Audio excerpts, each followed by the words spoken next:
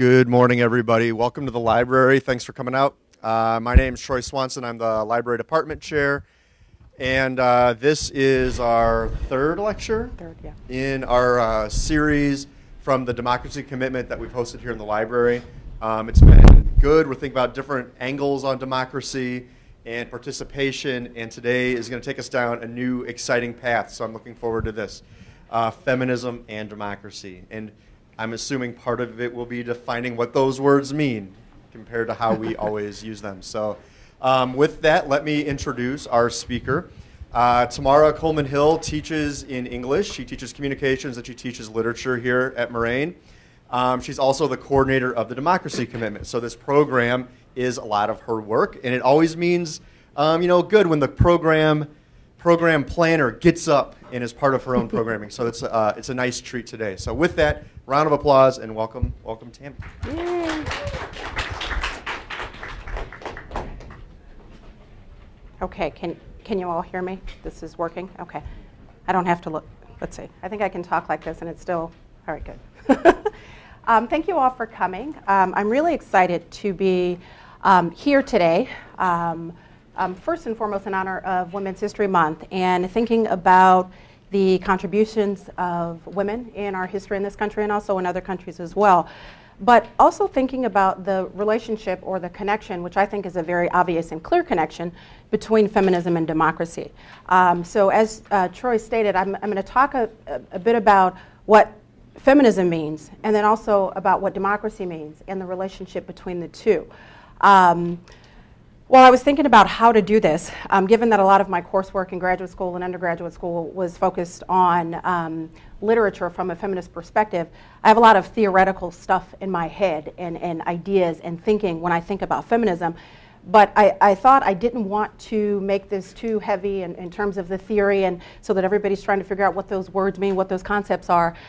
So I decided to start with a very personal kind of way to think about feminism. Over the last couple years, I've been working on a collection of essays, which at some point will be a book that will be published on marriage, motherhood, feminism, and identity.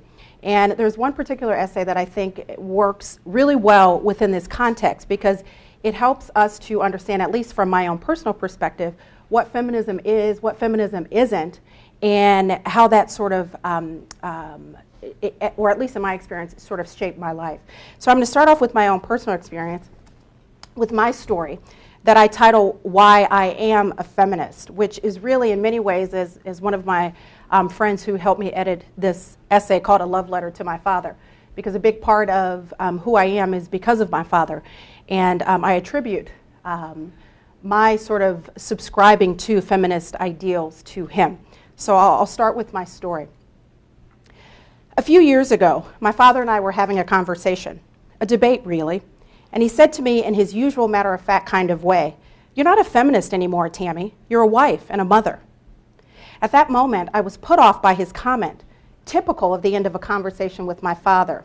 But as I have reflected upon it over the last few years, that statement has provided a point for me to challenge my ideas, my beliefs, particularly those on feminism, marriage, and motherhood. It has altered my understanding of feminism. Since then, my definition of a feminist has been much more complicated. My father has always had a way of getting under my skin. I've never been one to mince words or recoil in the face of a challenging argument. English has always been my first language, and I've always been able to use it to my advantage. Ever since I was a little girl, language came easy for me.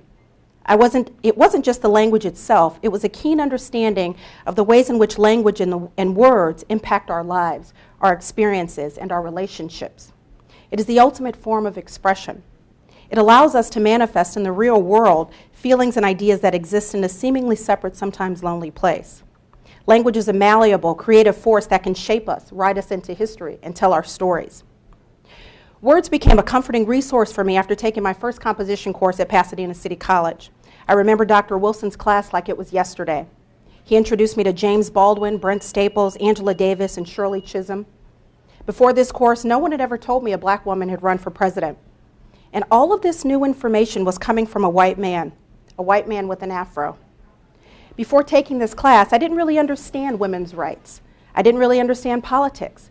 I didn't understand the nuances of the civil rights movement. Of course, I knew about Dr. Martin Luther King Jr., but everybody knows about that. Who knew that there were so many black women at the forefront of the movement that largely went ignored? Who knew that the Latinos I grew up around in Southern California struggled with race issues? What does it mean to be Chicano? And how is that different from Latino? Aren't they all really Hispanic or Mexican? And gay rights? What? There was a movement? I grew up with a gay brother, so for me, gays always had rights. Tell me more about Stonewall. My world was opened up to this space that existed for those who were willing to put themselves out there for a cause. They had a reason. They were on a mission. I was on a mission. I was learning about me. My identity was being formed. I was being shaped into a person, into a feminist. The essay Black Men in Public Spaces taught me that words could be used as a way to question self in a world of constant and ever-existing antagonist. Brent Staples was a black man who was a problem to the world around him. So was Baldwin. He was black, gay, ugly, and not so sure about God. I, too, was a problem. I was a young woman who wanted more from life and from others. As a first-generation college student, I wanted a world that was foreign to me. I wanted an education, independence, and power. Dr. Wilson introduced me to all of this. I remember my fourth grade teacher's comment on my report card. He wrote, "Tammy is refined." I didn't quite understand this until years later. Several years after high school, I ran into the father of a close friend of mine at a restaurant where I waited tables to put myself through college.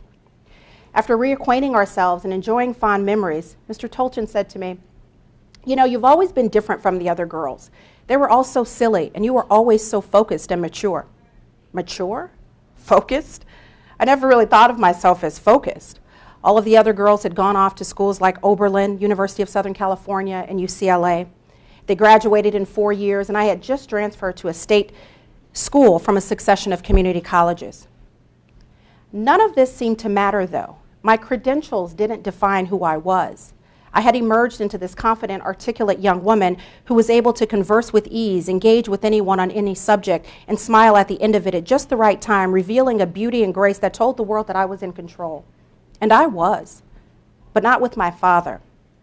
My father has always made me uneasy. Words that flow so smoothly with others are tentative and clumsy with my dad.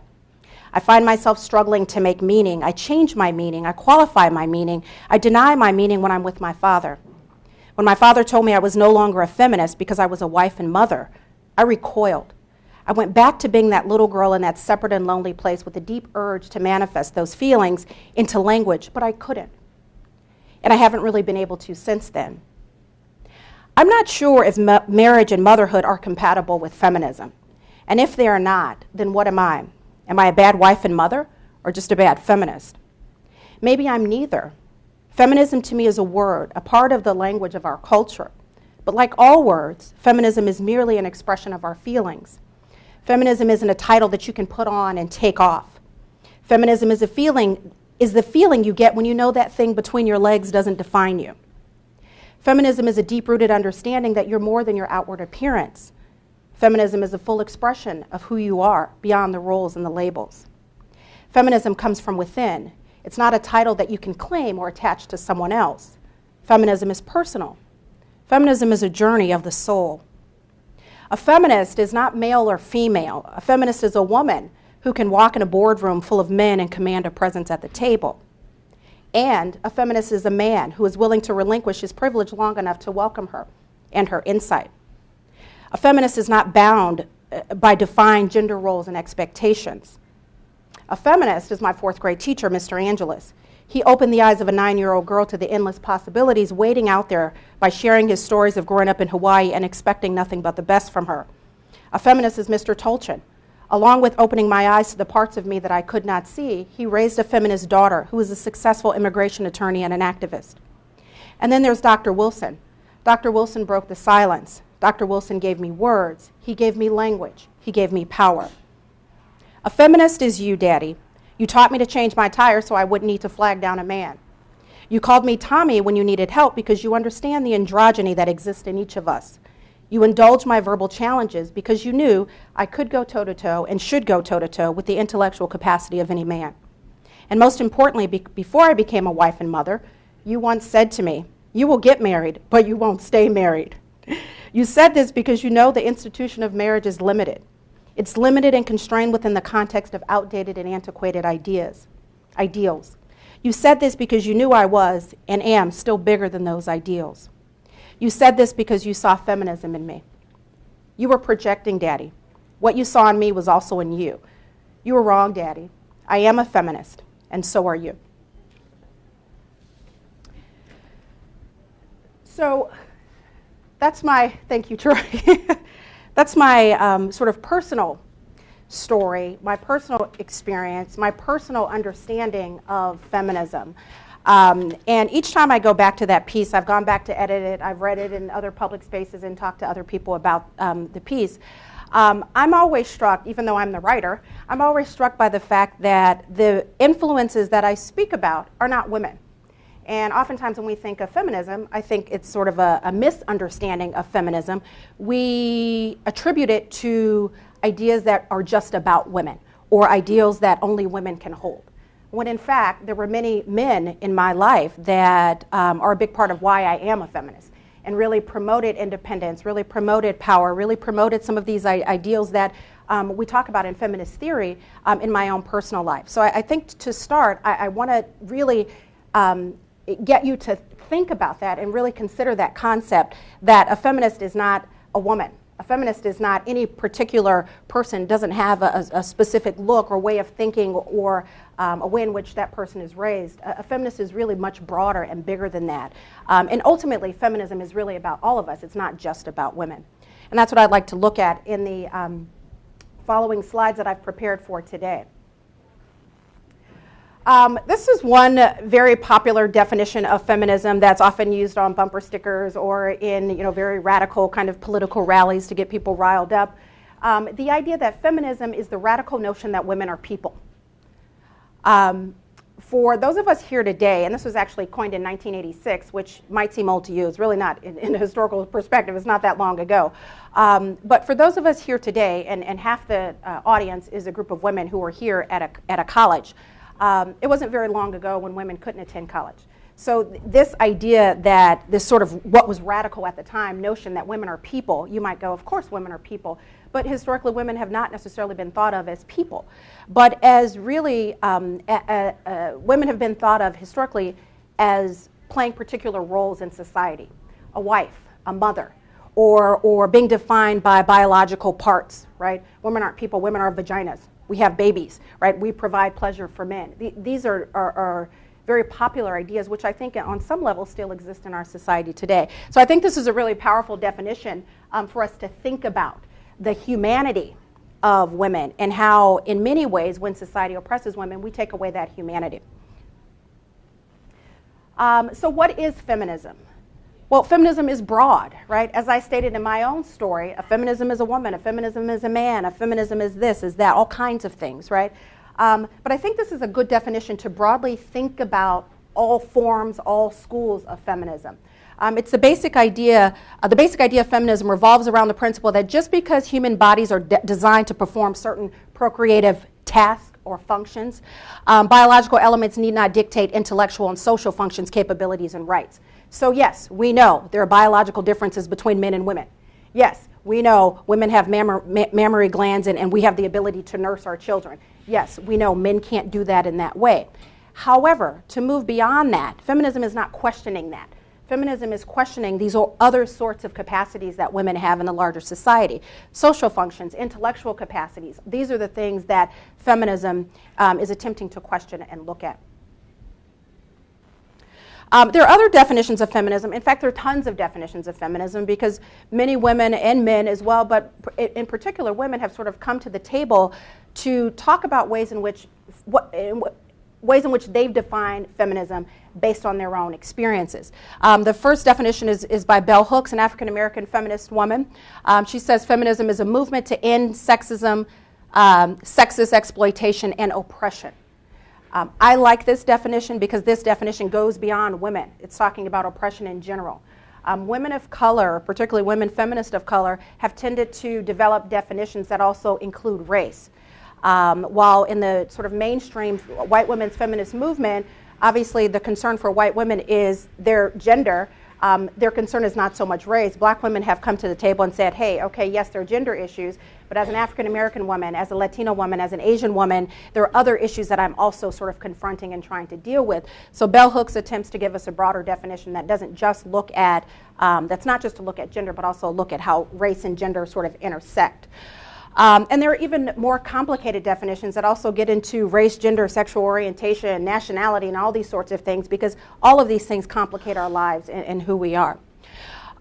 Susan Faludi's definition, who's a famous, at least within the world of women's studies, feminist theorist, she says, its agenda is basic. It asks that women not be forced to choose between public justice and private happiness. It asks that women be free to define themselves instead of having their identity defined for them time and time again by their culture and by their men. So the idea that women get to decide who they are, what their role is, what their place in society is really important to many feminist theorists. And I think the first part of the definition is also important, not being forced to choose between the sort of public spheres of the world, right? Our jobs, our careers, our education, and private matters within the domestic spheres, but saying those two don't have to be separate, right? I can still do things like pursue higher education and also fulfill a career path that I might desire, but also be a good mother, and if I so choose, if I so choose to be a mother, and be a wife if I so choose to be a wife, and those things shouldn't necessarily bump up against each other, although they oftentimes do. And then the last definition, I think, is the best, as far as I'm concerned, the best definition to help us really understand the goal of feminism, right? So at bottom, feminism is a mode of analysis, an approach to life and politics, a way of asking questions and searching for answers. So when I say that a feminist is not this or that or this woman or that person, I mean, feminism is really about us asking questions. It's a lens through which we try to understand the world and ask why women aren't getting equal pay, and ask why women don't have the right to, or at least some point in history, women didn't have the right to make decisions about their own bodies, or whether or not they wanted to bear children, or get married, or stay married, or whatever these questions are. That's what it's about. It's to help us try to understand what is happening in our society and to be able to ask questions. So at its root, feminism is really an academic term. Most of the feminists, at least in the women's lit class that I'm teaching right now, we looked at early feminist authors. And one of the things that we talked about is the idea that many early feminists didn't call themselves feminists at all because the term didn't exist. The term sort of came about after people within the academic world, women mostly, started to question these ideas and to look back historically and to think about the women who work for women's rights, the right to vote, and these types of larger political issues, and what does that mean?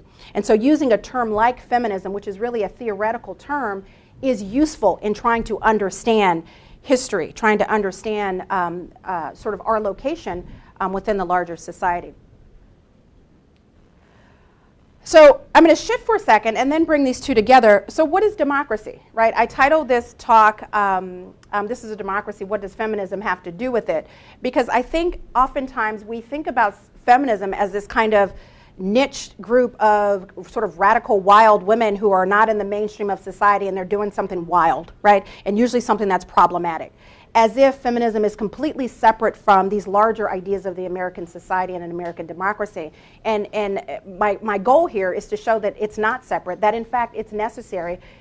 Theories and ideas and concepts like feminism are necessary in order for democracy to work.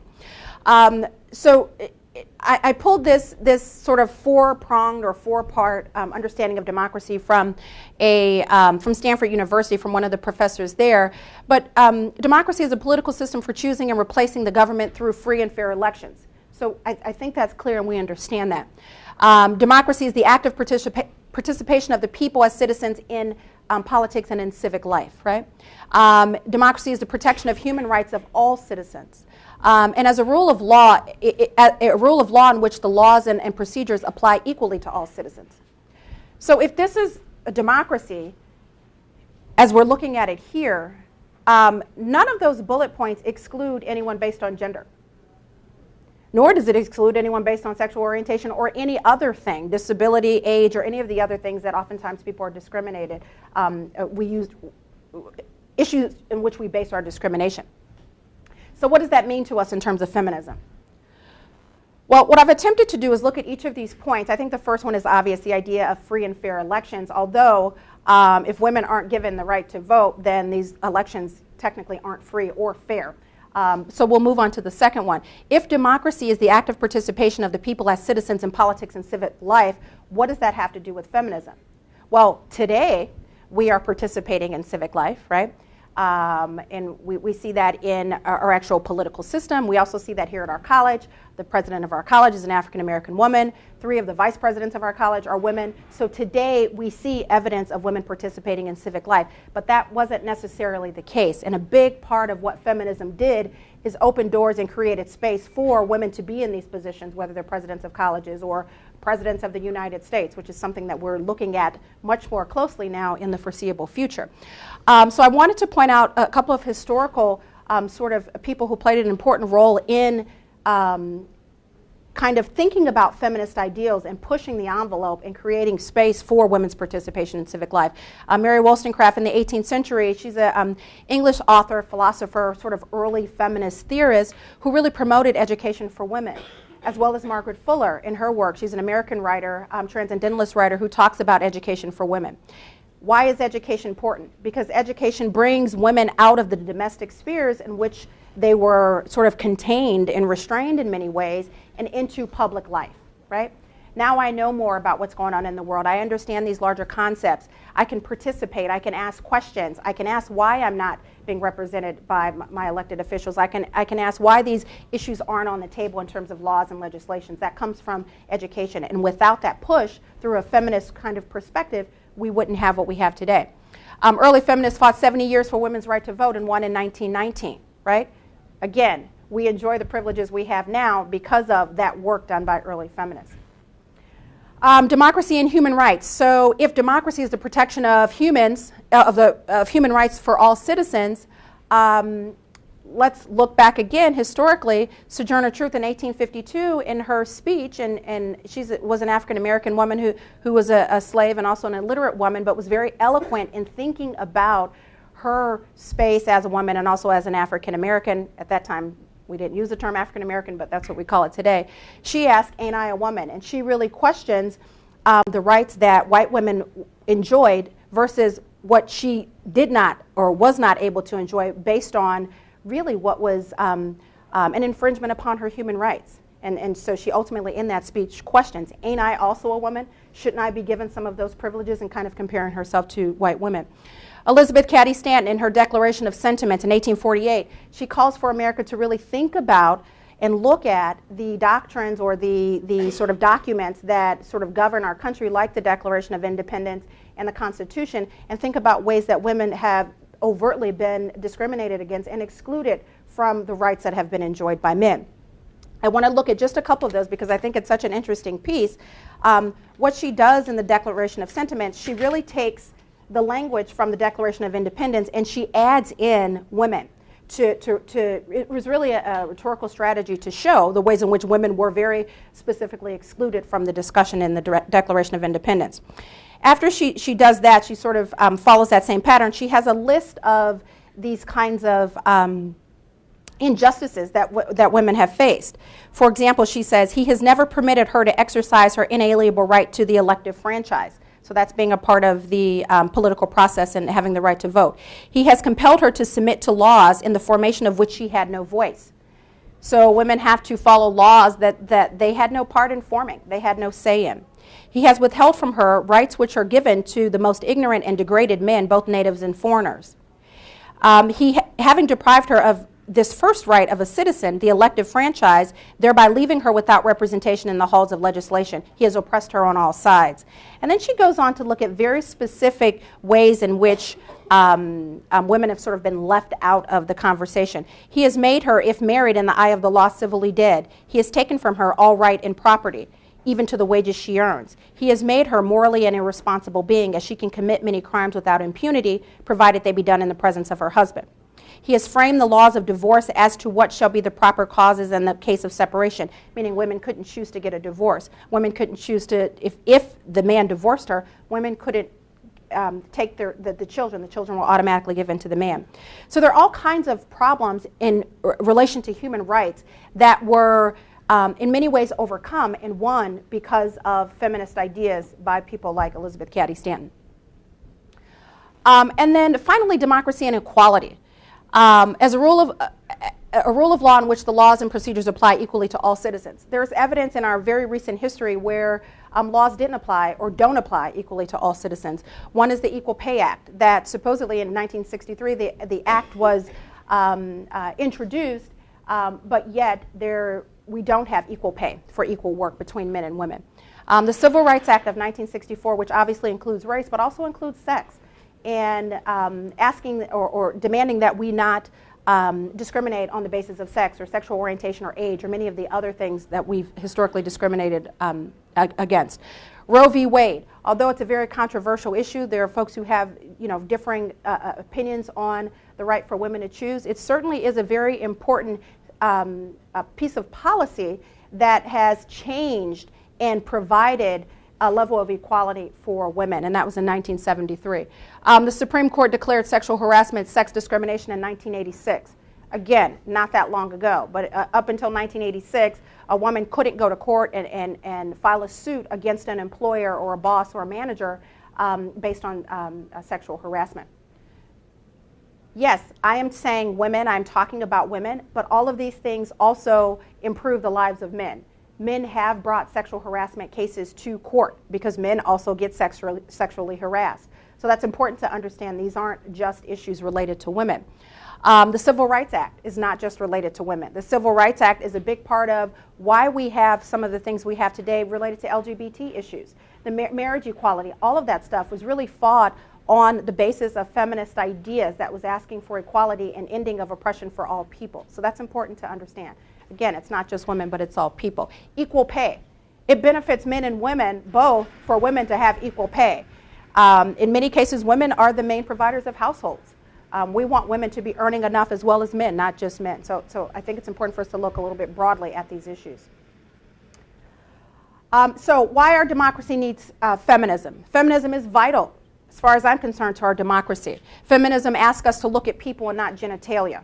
It's not about what your function is. It's not about your ability to reproduce or not. It's about what you have to offer in much larger ways to society. Feminism questions our adherence to systems of power that prevent some citizens from enjoying full equality. And again, those systems of power are things that prevent many of us on the basis of race, on the basis of gender, on the basis of sexual orientation.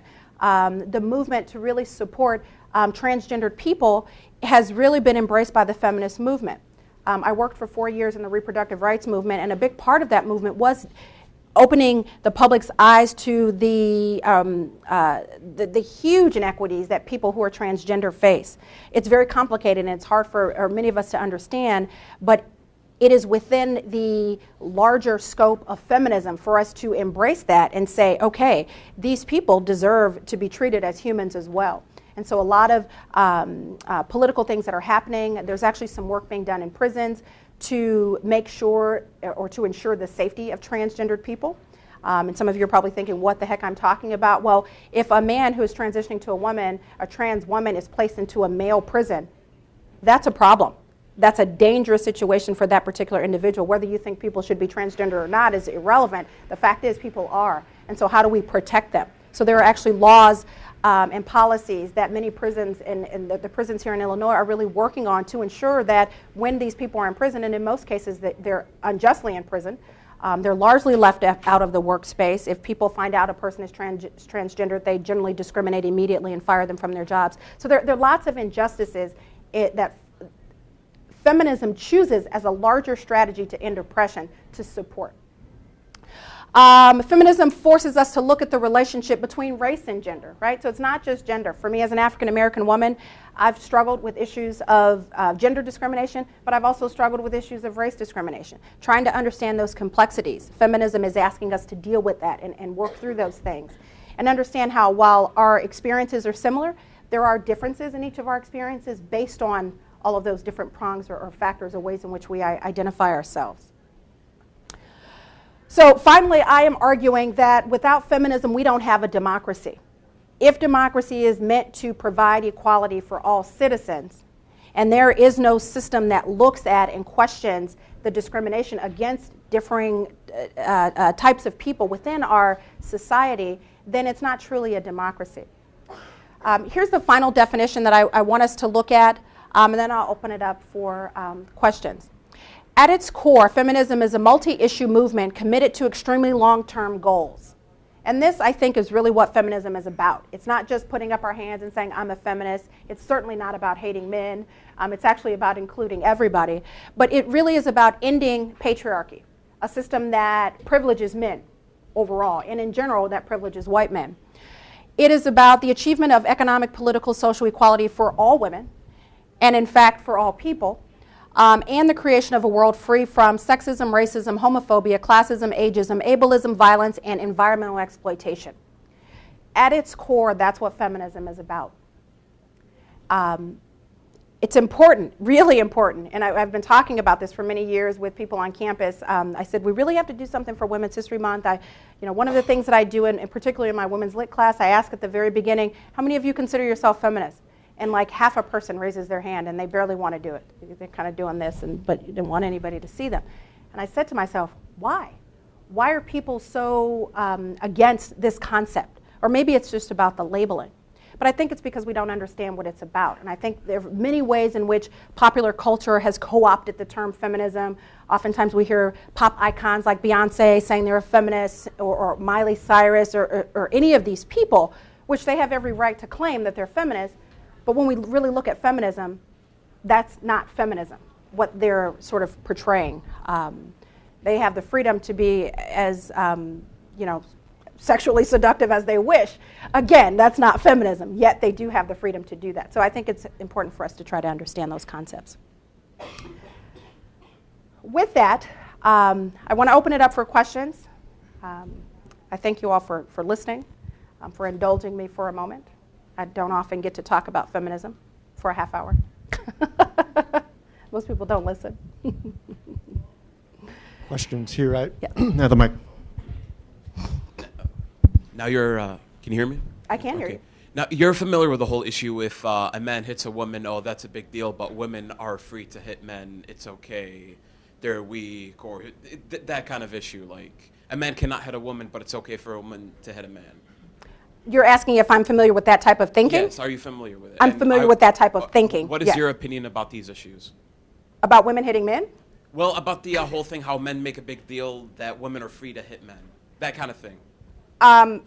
Well, first of all, I think the issue that you're raising is an issue about thinking. There are no laws that say, men can't hit women, but women can hit men. So first of all, let's get that straight. There's no public policy out there on that issue.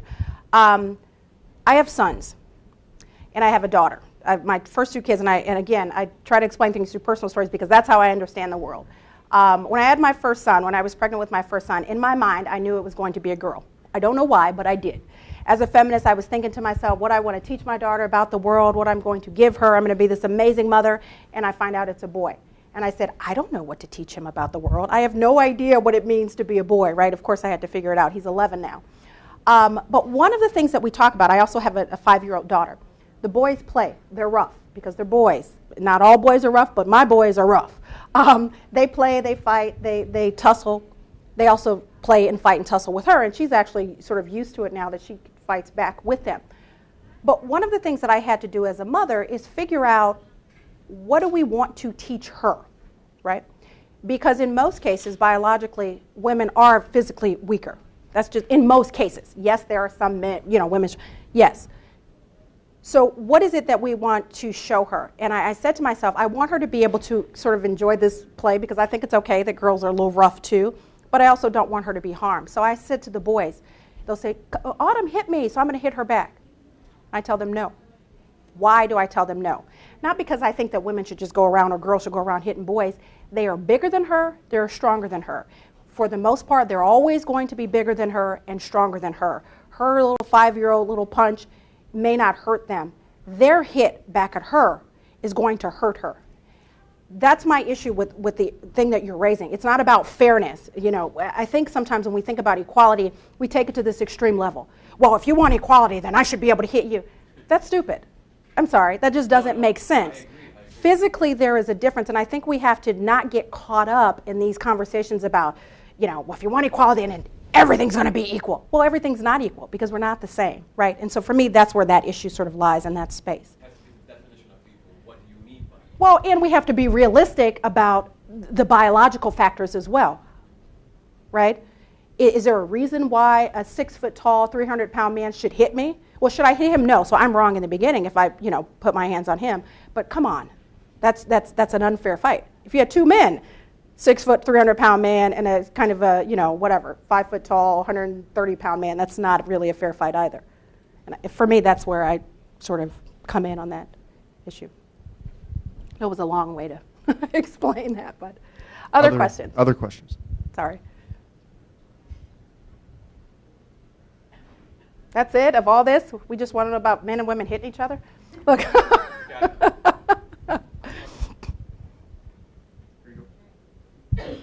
Now, I'm pretty sure you've expected this, but abortion. I'm pretty sure this comes as an issue. People are trying to shoot you down with the whole thing with abortion. So. Literally trying to shoot me down, yes. Yeah. So what's your question? What's your opinion on it? Okay. And I am not trying to shoot you down. No. And I'm okay with that. And I actually did work for years supporting women's right to choose. My issue with abortion is that it's with a lot of these moral issues, right? Sometimes we talk about same-sex marriage as a moral issue as well. To be quite frank, if you don't think that it's right to have an abortion, don't have one. However, when we start thinking about people's rights, it doesn't matter what I think. It's irrelevant whether I think people should or shouldn't, it should be legal or not. That's completely irrelevant. The issue is, it is not my right to infringe on other people's right to live as they choose. And that's my issue with abortion. It's not I don't get into people's morality. I think people make decisions about their own morality and their own spirituality, their own relationship to whatever higher power or not higher power they have. And I think most feminists, I think sometimes it gets kind of tricky within feminist circles because there are different feminists. Feminists have different views. They don't all have the same views on that issue. There might be feminists who actually have a problem with women's right to choose. That's the reality, right? But for me, I'm not here to dictate people's lives. I'm here to make sure we all have the freedom to live as we choose in ways that aren't harming other people. Some would argue that abortion harms a fetus. I don't necessarily follow that line of thinking. So would you agree if someone wants an abortion, just give birth to the baby and have it in a foster care? Would I agree? It's not for me to agree with what somebody chooses to do. And furthermore, my issue with that logic is that most babies of color who are born and put into foster care never get adopted. So that's not an answer to the problem, right? But it is better than killing a child. I don't know that it's better. I don't know that moving from foster home to foster home and being in maybe in abusive situations is better. Come on, I'm ready. I like that. You're prepared. I'm not afraid of that. I think we should be having these conversations. There aren't conversations. We're in a college setting. We're bringing up important issues that affect our lives and our society, and we should be talking about these things. We should be raising those questions. I feel like the reason we're not asking questions is either we're shy or just nervous of how others will look at us by talking about such an issue. Oh, absolutely. And I've been talking about issues that people are so against me for years that I'm not afraid to talk about anything, right? I've been called all kinds of names. So, yes. Here. Can you talk more about the Fair Pay Act that you mentioned earlier, and why do women still earn less per dollar than men?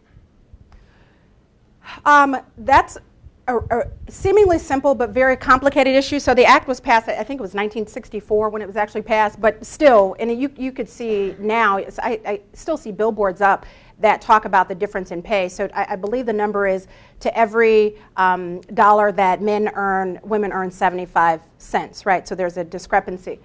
The issue is with work, right? Historically, I mean, although things are changing now, in the 1960s, there were very few women in professional schools like law schools. Now women represent like 51% of students in law schools. That's a huge change and shift. It's probably the same also in medicine and in some of the other fields as well. But the issue is work. So historically, work that women tended to do or be able to get because of lack of education or discrimination has been domestic kinds of work. work that as a larger society we don't value. That, which I think is the larger problem, how we determine what is valuable, right? We think a CEO of a company should be paid several $1 million a year, but somehow a school teacher is not that valuable. I mean, so that's something that society as a whole needs to really reconsider and think about. But women tended to, and still do on some level, locate themselves in jobs like school teachers or nurses or domestic care workers or in the past secretaries, although we don't even need secretaries in the way we used to anymore because just technology has changed. So clearly that pay is different because in our society we value other types of work more.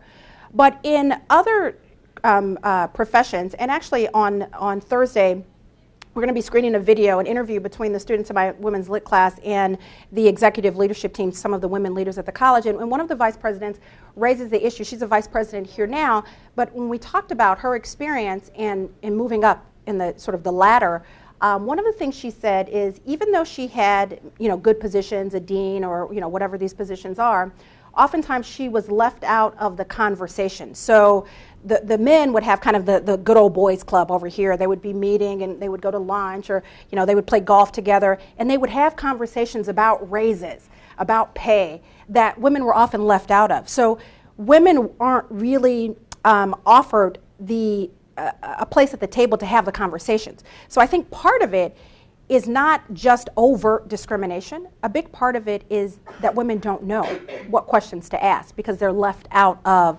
that sort of male domain in which they're constantly having these conversations. So you're wondering why the guy in the office next to you, he keeps moving up, but wait a minute, I'm doing my job. Nobody asked me, or I didn't hear about that. I didn't know there was a position open. Well, you weren't at the golf tournament, and you weren't invited to the golf tournament either, right?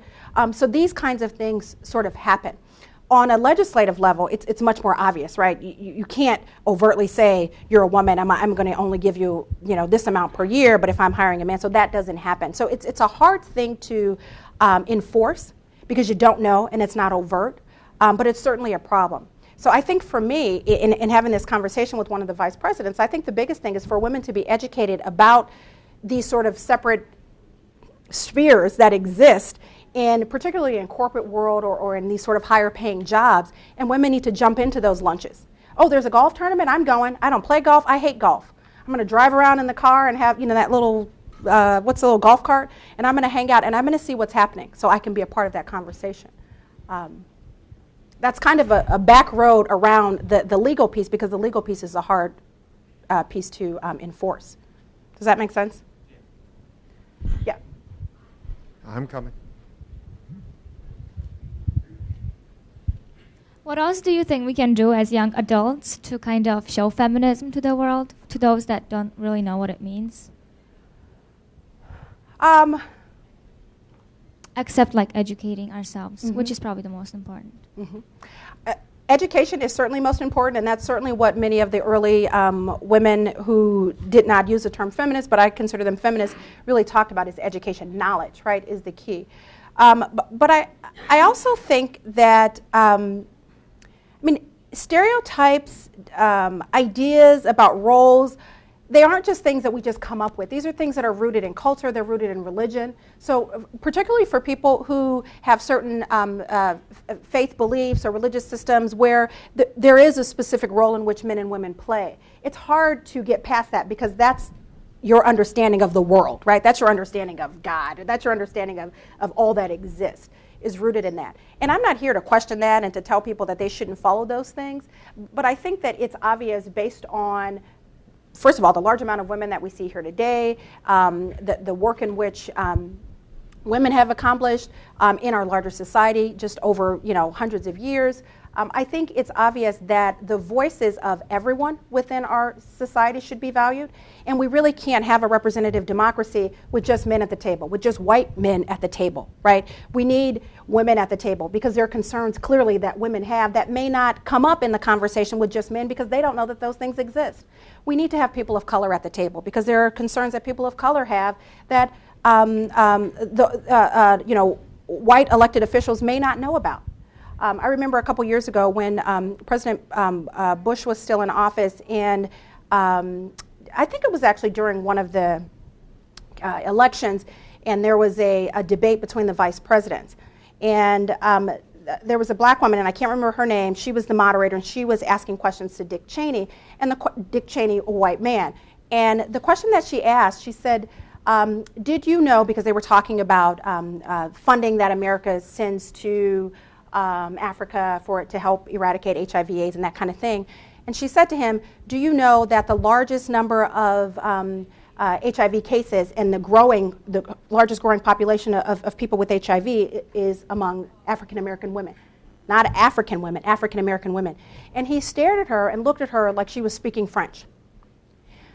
It's important for that voice of that woman to raise these questions, because Dick Cheney has no idea what she's talking about. Should he? Maybe he should, but that's not really his concern. So part of our work has to be in ensuring that people are represented. People who LGBT, people who identify as LGBT, should be at the table, because if that's not your the way you identify, maybe you don't know about those issues, but somebody has to be there to be able to raise those issues. So for that reason, I think it's important for us to keep that in mind, right? What does a representative democracy look like? And is it really representing us if everybody in that democracy in power look the same? No, right? We still have the good old white male network in Congress. It's not just a problem that they're all old and white. It's not just a problem that they're all white and male. It's a problem that they're too old, too. It's time for them to retire and for some young people to take over. We need young views as well, not just views from 80-year-old men. I mean, that's just my perspective on what a representative democracy should look like, especially given the changing demographics of our country, right? Large numbers of immigrants, large numbers of Latinos, large numbers of people who are now coming out and identifying with LGBT sorts of identifiers. So how do we think about them? They're still citizens, whether you agree or like them or not. Yes? So I have a question then that I think leads in with these comments. And I agree. I've always been drawn to the definition of feminism as a way of analysis and way of thinking. And especially in education, there's a lot of talk about the feminist classroom. And as you've noted, taught by men or women or whomever. Could you talk a little bit more about then this idea, if we don't need 80-year-old white guys running everything. Not only 80-year-old. We can have some of them, but not all. But how does that translate to the work world? Like most of us, may not become senators. We obviously all could vote since today's election day. But how would you, if you're going to go on the job, what does a feminist workplace look like? So, some ways that we as people on the job can use this thinking to change where we are right now. Yep. I went to the Women's Studies Association conference a couple years ago in Atlanta, and I went to one of the sessions that talked about, there were professors there from different institutions, and they were talking about what you're saying, the feminist classroom. And I was really interested in that, is what does that look like? What does it mean to not teach feminism, but to teach in a way that represents feminism, right? So it's kind of a mode of teaching, pedagogy.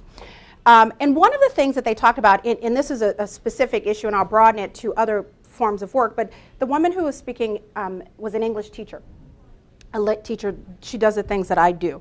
And so she shared some of the strategies that she uses. So the first thing to understand is, broadly speaking, when we think about the way in which males and females sort of work, operate, or kind of maintain power, they're different in a way. There are certain things that are valued in men and traits that are valued, right? We sort of value men who are strong, men who are aggressive, men who speak up, right? We don't necessarily find that offensive, right? In women, sometimes those things are offensive. We don't like overpowering female bosses, right? We give them names like bitch, and you've heard that a lot. Oh, she's not nice, right? We don't expect men to be nice, we expect women to be nice, right? So there's these sort of discrepancies in terms of the way in which we lead and the way in which we kind of exert our power. And so it's very difficult for women to lead, particularly in instances where even women discriminate against those traits because they don't have a clear understanding of what these concepts are. But one of the things that she does in the classroom, she includes things that typically aren't included. And I don't know if these are things that are innate in male and female or not. I'm not a sociologist or anthropologist or any of that. But she makes the class a space that is welcoming to reflection. So it's not just about question and answer, right? When we think about science and math, sometimes we talk about that as being a very sort of literal way of thinking. And sometimes we even go so far to say this kind of male way of thinking, right? And we talk about women as wanting to communicate more. There's more gray areas when you deal with women, right? It doesn't have to be right or wrong, right? In general. So she created this classroom where it wasn't just about having the right answer, but it was a space for reflection, for deeper thinking, for deeper understanding. She even went so far in her classroom to include meditation. Because meditation allows us to, one, let go of some of these kind of hard, narrow ways of thinking and allows us to explore a bit more. So her classroom was structured in that way a bit differently. Troy, can you ask the question again? Well, I was just trying to get us to take that next step to, like, on the jobs that we may have now or jobs that we may have in the future, how does working and living in like a feminist workplace might look, how we might interact, how we may make that happen? Well, feminists oftentimes talk about valuing different ways of knowing, right? That's a huge concept in feminist theory. So in Western society now, we value science much over the humanities, although I think things are shifting. What about life experience? Is that an important knowledge base? It is, right? Women often value this more than men. Well, it doesn't matter what your experience is. What do the studies show? Right? So broadening things so that different ways of knowing can be included in the classroom, I think is really important, right? Creating spaces where women are comfortable, or people, not just women, people who are often oppressed in general, where people of color are comfortable in speaking up. Oftentimes in my classrooms, we don't have a very large African-American population here at the college, and oftentimes in my classroom, there might be one African-American student. That student rarely speaks up. So I intentionally create spaces, create assignments, ask questions that might intrigue that student, that might wake that student up, that might pull that student in, show that student that that student is a part of the classroom, right, or the workplace, or whatever the environment is. And I think sometimes we forget that. So really, feminism is not just about creating spaces where women can thrive, but where all people, particularly people who have experienced oppression, can also thrive. People who identify as LGBT, and I use that term, and I hate using it because a person is not all of those things, but I'm acknowledging that people who might have one of those identifiers, even thinking about that, I think we ignore that. We talk about race a lot, we talk about gender, but we don't talk about ways in which sexual orientation can really impact a person's experience in an environment, because for fear, one, of people knowing, for fear, of being sort of diminished in a way. So how do we create a space where people can thrive in that way as well? Not just in the classroom, but also in any workspace. Something simple as gender-neutral bathrooms, which is something that I think some of our students here at the college have fought for, and I think we now have gender-neutral bathrooms in the U building. What does that mean? A person who is transgender, well, maybe that person is not comfortable going into a male bathroom or a female bathroom, so do we just have a bathroom that just says bathroom? Is that difficult? No, but it makes their experience at the college a little bit easier because they don't have to sort of deal with some of these things that become problematic. And I know that's a complex issue. I urge you all to do a bit of research on that issue because it's a very important thing for us to think about. Another sector of our population that we need to include in our discussions. Sorry, that was a long. Yes.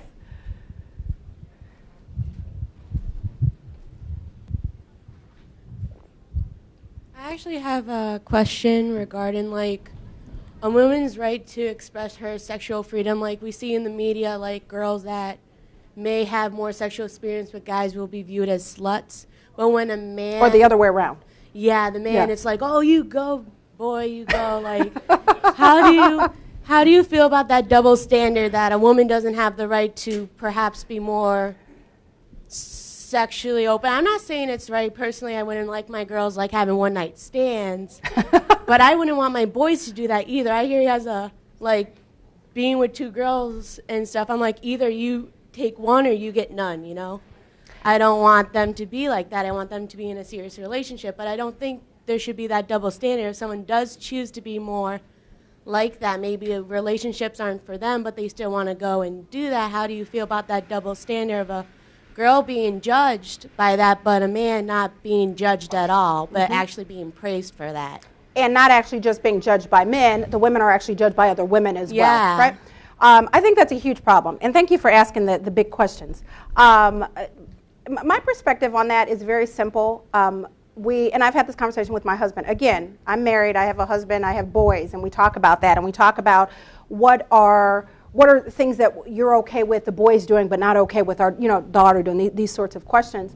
Not directly related to that yet. We have some years to go. But I think the question always for me that comes to my mind is, if we're praising males for this sort of sexual prowess or this kind of conquering, which is really in many ways what it becomes in conversations, if we're praising males in order for them, if we're diminishing females who are choosing to be sexually free, there are also males who are participating with them. So it's not in order for men to raise their numbers. Who was the basketball player who had some outrageous number of 100,000? No, not Magic Johnson.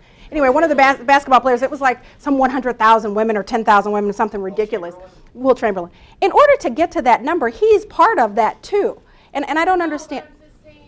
No, I get it. No, I get what you're saying. But my point about that is, in order for one to be successful, right? In order for the man to be successful, women have to participate. So if women stop participating, men can't be successful. Do you follow that? So it doesn't make sense to me to look down at women in this particular case. Beyond that, I don't really have an opinion about it. I think people should do. Yeah, but them being viewed as like it's not a big deal for either of them, like kind of like women aren't able to be that if they wanted to be, like if they're able to pursue those number of relationships with men. I'm not saying that either way, either men have to be like that too. Men shouldn't be praised on that, or either women are able to be like that as well. I think people should stay out of their business. And I don't know why I care. I really don't. I don't know why anyone cares what people are doing in that world. It's like in the media, like girls attack girls saying you're such a slut because you slept with my boyfriend and stuff, but then it's like. But now that's a different issue. Now you're talking about a different issue. Yeah. No, I just think that that's not any of our business, quite frankly. But there are always double standards. Other questions? Yes, sir. Well, I'm honestly, coming. Sorry. When I was first introduced to the term feminism, I had no clue what it was. But because it came with like a set of images and all that stuff, I thought it was like something where it included violence, something that women obviously would not want. And pretty much, in my opinion, what you see on the internet, what you see in the media, today's, I forgot the term. Well, pretty much what's seen today is affecting everyone's mindset, especially the children. When the children are exposed to all this stereotype, there we go. When children are exposed to the stereotype, the seed is planted. And as they're growing, that seed is going to constantly grow. And once it's planted, it's going to be tough plucking it out. Mm-hmm. So today's stereotype is pretty much just infecting everyone, slowly but surely. And by stopping that stereotype, we can prevent this from happening. And you mentioned this before. By introducing feminism at an early age, we can plant a proper seed and have it blossom once they grow. So this way we can have equality. Mm-hmm. And pretty much people's backgrounds, such as their religion or traditions of who has what role or who believes in what, is really affected them a lot. Mm-hmm. Oh, and one more thing. I'm just not sure if it's a question or not. That's all. No, I actually did a little research on the whole one-night stand thing. Back in the genes, like, animals actually show this. It's a whole survival or reproductive thing. So it's actually in our genes. That's why it happens. It's not, people are this or that. No, it's in our genes. We want to experience something new with different people, just like animals. They do it for survival. They do it for reproduction. We do it, well, we're humans for the pleasure. That's an interesting conversation, but I actually think it's out of the scope of feminism. But you may want to look up the concept that monogamy is not natural. There's a lot of work actually being done in the academic world about the unnatural nature of monogamy. So the idea of one relationship for your lifetime is really, at least from the perspective of folks who are looking at this historically, throughout our human history, is really not a natural thing. So you may want to look more on that. Other questions? Yes, sir. Kind of going off what you were talking about earlier, what's your opinion on sex workers? Very important issue. In my work on reproductive rights, part of that work also includes really looking at sex work. So there are a couple things with sex work. We think about it in general. We think about it as sex, first of all. and really it's work. So if we can, one, get our minds off of it, like a date or the issue that she's talking about, somebody choosing to have multiple relationships, that's a separate issue. Sex work in general, we're talking about women and men, but in particular when we're talking about women who are doing work out of a dire necessity, right? Now, you can argue whatever you want. Oh, some women choose, some people. I don't believe that anybody chooses that, just wake up in the morning and say, this is the career path I want to take, right? So first of all, we have to think about it within a context of, I have no other options. Here's what I'm going to do to make ends meet, or I've been sold into these conditions as a child, right? So my opinion about sex work is that, and the work that I did in reproductive rights, is that part of the way that we thought about it, we are respecting the people, particularly women, but there's also lots of men in these areas, respecting the women, not judging them, right? Trying to understand the conditions of their lives, trying to help them move through their lives, and trying to help them whatever decisions are best, to make whatever decisions are best for them. So part of that work might have included what we call harm reduction. This also happens in the world of substance abuse and drug addicts, the idea that we don't want people to be heroin addicts, but we also don't want people to get diseases, so we pass out clean needles. That's called harm reduction, and that happens actually all over the world. But in the world of sex work, it's the same thing. So we don't want these women or men to be out there, but we also don't want them getting diseases, pregnancies, all these sorts of things. So there are services in the work that I did where we provided assistance in those areas. For some people, that's problematic because they think, well, then that's supporting it. It's not really supporting it, but it's respecting the individual and trying to make them as safe as possible, but also trying to educate them and help move them out of whatever the conditions are of their lives. So that's the way I think about sex work. I don't have a judgment either way because I clearly understand it's not about a career path, that it's really about conditions that sometimes that's what it is, right? I've got to feed my kids or whatever the issue may be. Thank you for raising that, because that's a really important issue. Yeah. And the interesting is, you said it before, in order for this to happen, you need men to be a part of it. And this is not to say that women aren't the only ones who are paying for this work. Largely, it's men, and largely it's Western men. And by Western men, I mean United States, Europe, this kind of thing, that are paying into and sort of, I don't know if I say causing it, but creating, this sort of big, huge business. It's very. Can you define sex work? I think most of us can infer what you mean, and many of us are aware of what sex work means. But just to say what it is, I don't think we have. Oftentimes we talk about it as prostitution, but I don't even think that's sufficient enough to try to understand it. But it's work, literally work, but it's not always. Well, here's the other thing. I use the example of a woman making a decision because she needs to buy, milk or whatever food for her kids. But there are many people who aren't getting paid. So they're still doing a job, right? They're providing a service to people who want it, but they're not getting paid. So technically, in some ways, it's slavery as well, which is a slightly separate issue, but I think that's all a part of it as well, because we're not always clear what's going on.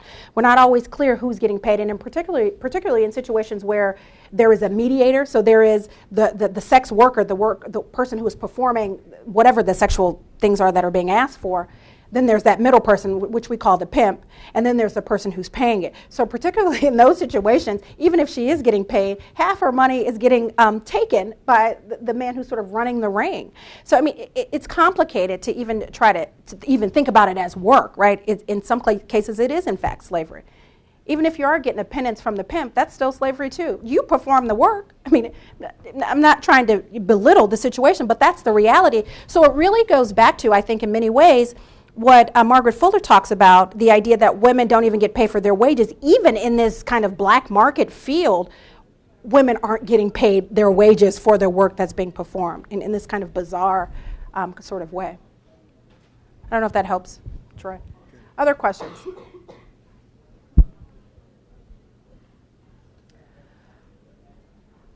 All right. Well, I thank you all for coming out, for participating. We have one more lecture in the series. That's April 24th. That's going to actually be in B119. Kevin Navertil, political science professor, is going to be talking about what democracy is it working, how do we measure it, and trying to understand democracy from a kind of a political science perspective. So please come out and join us. And if you're free tomorrow at 1 p.m., as part of Women's History Month, we're going to have readings from the Vagina Monologues right here, which will be fun and entertaining, and meaningful. So please come if you can.